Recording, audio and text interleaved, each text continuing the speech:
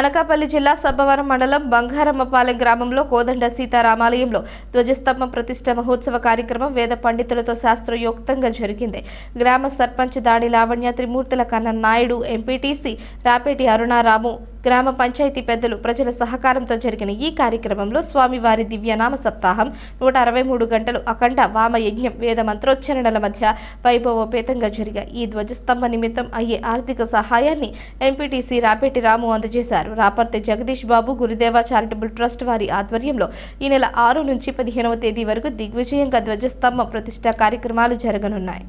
మరి ఈ రోజు మర్చిపోలేని రోజు, ఎందుకంటే రామాలయం పునర నిర్మాణంలోకి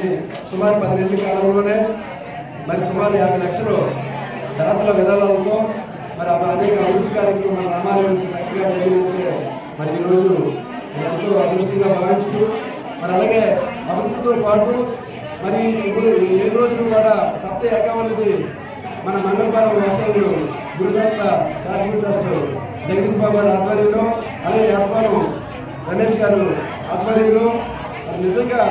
పగలేదో రాత్రి లేదో తెలియలేదంటే మాకు ఈ 7 రోజులు కూడా మరి 4 జిల్లాల నుంచి కూడా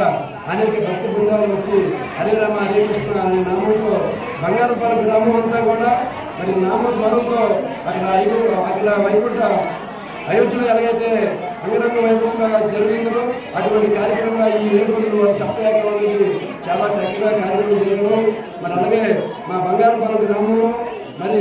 అందరూ విధానం ఇచ్చిన దాతలందరూ కూడా పేరు పేరున ప్రత్యేకంగా ధన్యవాదాలు తెలియజేసుకుంటూ మరి ఇటువంటి కార్యక్రమంలో ఇక ముందుకి మరి ఎన్నో చేయాలని జరిగింది. మరి ఈ మండలం మొత్తం మీద ఎప్పుడు కూడా కనీవిని ఎరగడం సప్త యాగం అంటే 7 రోజులు 7 దినాలు పగలు రాత్రులు కూడా హరే రామ హరే కృష్ణ అనే నామధేయంతో కంటిన్యూగా కూడా చేసి మరి ఈరోజు ధ్వజస్తంభం మనం ఇక్కడ ప్రతిష్ఠించడం జరిగింది. మరి మంచి కార్యక్రమానికి మరి వారం రోజులు కూడా గ్రామ ప్రజలందరూ కూడా, ముఖ్యంగా మరి సర్పంచ్ కన్ననాయుడు, గ్రామ ప్రజలందరూ కూడా రాత్రి పగలకుండా ఇక్కడ ఈ భజన కార్యక్రమాలు చేసి ఈ కార్యక్రమాలన్నీ కూడా దగ్గరుండి కూడా చేయడం జరిగింది. మరి ఇలాంటి కార్యక్రమానికి అన్ని గ్రామాల వైపు నుంచి కూడా ప్రజలందరూ కూడా తండోపతండాలుగా రావడం, ఇక్కడ జిల్లా నలుమూల నుంచి కూడా ఈ భజన కార్యక్రమంలో పాల్గొనడం, మరి మా పూర్వజనం స్ఫూర్తిగా ఈ కార్యక్రమం జరగడం మాకు ఎంతో ఆనందంగా ఉంది. మరి ఆ స్వామివారికి ఈవేళ ఎన్నో తరతరాలు ఉండిపోయినటువంటి ధ్వజస్తంభాన్ని